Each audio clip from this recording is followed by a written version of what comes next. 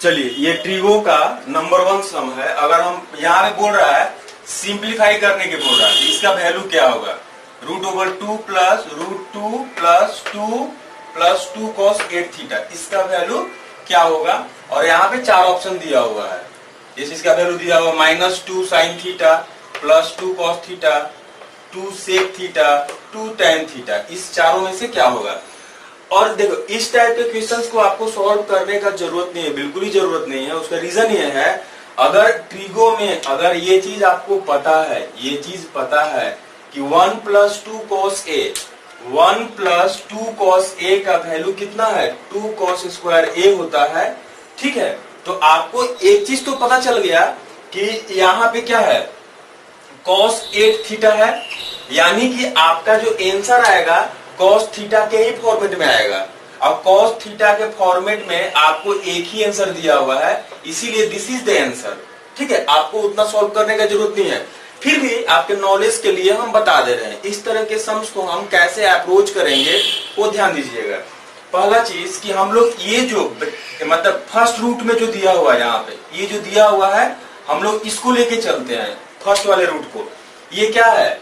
2 plus 2 cos 8 theta, 2 common ले लिए हम, तो 1 प्लस cos 8 थीटा।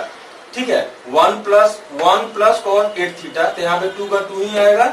और 1 प्लस cos 8 थीटा, इससे आप कंपेयर कीजिए। जैसे 1 प्लस cos 2 थीटा है, तो यहाँ पे कितना? 2 cos स्क्वायर a है, सॉरी 1 प्लस cos 2 है, 1 प्लस cos 2a है, इक्वल टू कितना? 2 cos स्क्वायर a यहाँ पे होगा।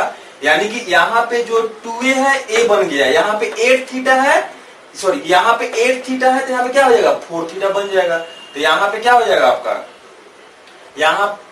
यहाँ पे इसका हाफ बनेगा और आपका स्क्वायर भी आ जाएगा यहाँ पे। तो सिंपल यहाँ पे हो गया, यानी कि 2 इंटू 2 cos स्क्वायर 4 थीटा। यानी कि आप अगर रूट के अंदर में 2 प्लस 2 cos 8 थीटा लिखिएगा, तो उसका जो वैल्यू आएगा 2 cos 4 थीटा, इस तरह से हो जा रहा है। ठीक है, यानी कि यहाँ पे 8 थीटा है, तो यहाँ पे क्या हो जाएगा? 4 थीटा, यहाँ भी 2 है, यहाँ भी 2 है, तो ये 2 यहाँ पे आ जाएगा। सिमिलरली, यानी कि हम इसके प्लेस पे 2 प्लस 2 cos 8 थीटा के प्लेस पे हम लिख दिए क्या? ये 2 तो रहेगा ही, और इसके प्लेस पे क्या लिख दिए हैं? 2 प्लस cos 4 थीटा। बहुत अच्छा। अब देखिए, फिर सेम पैटर्न बन गया। ये क्या हो गया? 2 प्लस 2 cos 4 थीटा, तो क्या हो जाएगा?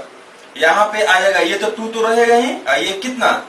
4 थीटा है, तो इसका हाफ हो जाएगा 2 cos 2 थीटा। अब देखिए, इसके अंदर में सेम चीज, अब इसका कंपैरिजन आप इससे कीजिए, आपको पता चल जाएगा। ठीक है, तो यहाँ पे अगर रूट लेंगे हम लोग, तो यहाँ पे क्या बन जाएगा? 2 प्लस 2 cos 2 थीटा, इसका वैल्यू क्या हो जाएगा? 2 cos थीटा। ठीक है, इस तरह से क्लियर है। लेकिन हाँ, आपको एग्जाम में इतना कुछ एक्सप्लेन करने का जरूरत नहीं है, आपको सिंपल ये चीज आपको ध्यान रखना है। ट्रिगोनोमेट्री को फॉर्मूला आपको ध्यान रखना ही पड़ेगा, कोई ऑप्शन नहीं है। और यहाँ पे हम देखेंगे, ये क्या है? cos स्क्वायर थीटा है, और यहाँ पे कितना? 1 प्लस cos 2a है, तो ये कितना है? Equal to 2 cos square a है। रूट है तो रूट तो हट जाएगा, क्योंकि यहाँ पे स्क्वायर है, तो ये आपका 2 cos थीटा। इस तरह आप टिक करके वहां से आप आ सकते हैं। ठीक है, चलिए नंबर 2 क्वेश्चन कुछ इस तरह से दिया हुआ है कि if alpha and beta are the roots of equation x square plus x minus 1 is equal to 0, then find the quadratic equation having roots alpha to the power 5 and beta to the power 5। और इस तरह से आपको 4 option दिया हुआ है, 1 2 3 4 option आपको दिया हुआ है। चारों में कौन सा आपको राइट होगा, आपको टिक करना है। ठीक है, अब इधर देखिएगा, अगर हम क्वाड्रेटिक इक्वेशन के बेसिक का बात करें, तो बेसिक में क्या होता है कि if alpha and beta are the roots of equation x square plus b x plus c is equal to 0, then alpha plus beta will be minus b by a and alpha into beta is equal to c by a. बहुत अच्छा। अब इधर देखिए, आपका quadratic equation दिया हुआ है कितना? X square plus x minus 1 is equal to 0। इसीलिए यहाँ पे जो अल्फा प्लस बीटा हो जाएगा -1 हो जाएगा, बिकॉज ए का वैल्यू कितना? 1, बी का वैल्यू भी कितना? 1, और सी का वैल्यू कितना? -1। तो यहाँ पे क्या हो जाएगा आपका? अल्फा प्लस बीटा जो हो जाएगा -1 एंड अल्फा बीटा कितना हो जाएगा, ये भी कितना -1, क्योंकि c बाई है, c का वैल्यू कितना -1/1 कितना 1 -1 हो गया आपका। अब आपको जो फाइंड आउट करना है कि उस क्वाड्रेटिक इक्वेशन को आप बताइए, उस क्वाड्रेटिक इक्वेशन का को आप बताइए जिसका रूट्स जो होगा क्या होगा, alpha to the power 5 and beta to the power 5। तो quadratic equation will be x² minus alpha to the power 5 plus beta to the power 5 x plus alpha to the power 5 into beta to the power 5 is equal to 0। This will be the quadratic equation. और आपको जो है यहाँ पे अब दो चीज का वैल्यू चाहिए, alpha to the power 5 plus beta to the power 5 and alpha to the power 5 into beta to the power 5। अब देखिए अल्फा इंटू बीटा -1 है, तो alpha to the power 5 into beta to the power 5, अगर इसको power हम दे दे, अगर alpha into beta to the power 5 will be -1 to the power 5, और ये क्या बन जाएगा, alpha to the power 5 into beta to the power 5। ठीक है, तो कितना हो जाएगा -1, यानी कि इसका वैल्यू आपको मिल गया -1। अब इसका वैल्यू चाहिए alpha to the power 5 plus beta to the power 5।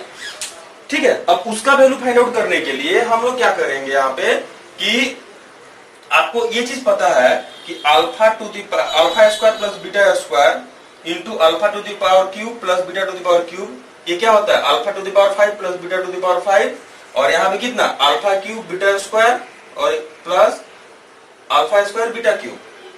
ठीक है, यानी कि यहां से आप फाइंड आउट किए alpha square plus beta square का value, alpha square plus beta square का वैल्यू क्या हो जाएगा, अल्फा प्लस बीटा का होल स्क्वायर -2 अल्फा बीटा, और अल्फा प्लस बीटा कितना -1 है। इस तरह सॉल्व करेंगे तो अल्फा स्क्वायर और प्लस बीटा स्क्वायर का वैल्यू कितना हो गया 3 आ गया। ठीक है, और simultaneously alpha cube plus beta cube का वैल्यू इस फॉर्मूला पे पुट कर दिए। Alpha cube plus beta cube क्या होता है, alpha plus beta into alpha square plus beta square minus alpha beta, तो alpha cube plus beta cube का वैल्यू कितना हो गया -4। अब इन दोनों को मल्टीप्लाई कर दीजिए। ठीक है, अब alpha cube plus beta cube and alpha square plus beta square को एक साथ कंबाइन कर दिए, मल्टीप्लाई कर दिए। अब यहाँ पे पुट किए तो alpha to the power 5 plus beta to the power 5 का वैल्यू कितना हो गया -11। ठीक है, अब -11 जैसे हम पुट करेंगे यहाँ पे, अब देखिए अब मेरा x² माइनस और ये कितना है -11x, और alpha to the power 5 into beta to the power 5 कितना होता है -1, तो यहाँ पे कितना -1 इज इक्वल टू 0। तो यहाँ पे आपका x² plus 11x minus 1 is equal to 0, यानी कि आपका आंसर कौन सा हो जाएगा, नंबर 1। ठीक है, चलिए क्वेश्चन नंबर 3, यहाँ पे बोल रहा है कि find the area of shaded portion, मतलब ये पूरा शेडेड पोर्शन का एरिया चाहिए।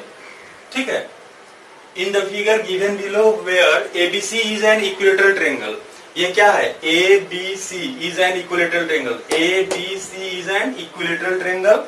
ठीक है, ऑफ साइड दिया हुआ कितना 12 centimetre and radius of circle is 6 centimetre, circle का जो रेडियस है वो कितना है 6 सेंटीमीटर का है, and OP and OQ are the diameter of the given circle, diameter दिया हुआ है। अब देखिए साइड ऑफ इक्विलेटरल ट्रायंगल कितना है 12 सेंटीमीटर है, रेडियस कितना है 6 सेंटीमीटर है। ठीक है, तो area of shaded portion will be, अब यहाँ पे दो चीज ध्यान रखिएगा, एरिया ऑफ सेक्टर क्या होता है, अगर हम सेक्टर का बात करें, इस सेक्टर का बात करें तो area of sector will be θ/360 πr²। Area of equilateral triangle, area of equilateral triangle, ठीक है, एरिया ऑफ इक्विलेटरल ट्रायंगल क्या होता है area of equilateral triangle √3/4 a²। ठीक है, √3/4 a²। ठीक है, इक्विलेटरल ट्रायंगल का एरिया होता है। दो चीज आप ध्यान रखें यहाँ पे। अब यहाँ पे आपको जो है कि सबसे बड़ा चीज है कि इक्विलेटरल ट्रायंगल है तो ये 60 होगा, ये भी 60 होगा। अब देखिए शेडेड पोर्शन कौन कौन है, ये और ये है, तो ये कितना होगा 60 और 60 बात दे दीजिए, 60 प्लस 60 कितना 120, यानी कि एक पॉइंट पे 360 डिग्री का एंगल बनता है, उसमें से 120 हम बात दे दिए, तो 360 माइनस 120 कितना हो गया 240 डिग्री यहाँ पे बनेगा और इधर भी 240 बनेगा। तो ये इसका shaded portion this plus this, इसका एरिया क्या होगा? Area of sector 2 into 240/360 pi R square. R का वैल्यू कितना है? 6। ठीक है, अब ये पूरे इक्विलेटरल ट्रायंगल से इसको और इसको हम बात दे दिए हम, यानी कितना? √3/4 12 का स्क्वायर माइनस ये 60 प्लस 60 कितना? 120/360 पाई आर स्क्वायर। जब इसको हम लोग कैलकुलेट करेंगे तो इसका जो वैल्यू आ गया आपका 24 दूना 48 माइनस 12 कितना? 36 पाई, और इधर जो आएगा आपका 36√3, तो 36 पाई प्लस 36√3, 36 कॉमन ले लीजिए, यानी pi plus √3 centimetre square is the answer. Okay.